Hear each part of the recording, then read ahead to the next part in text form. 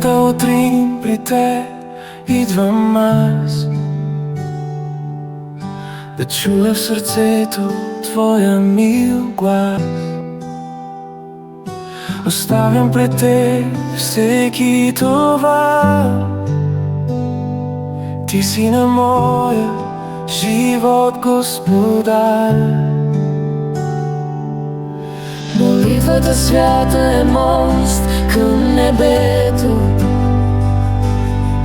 Тя дава покой и мир на сърцето.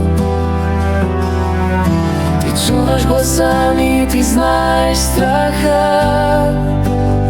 В твоето име намирам утеха.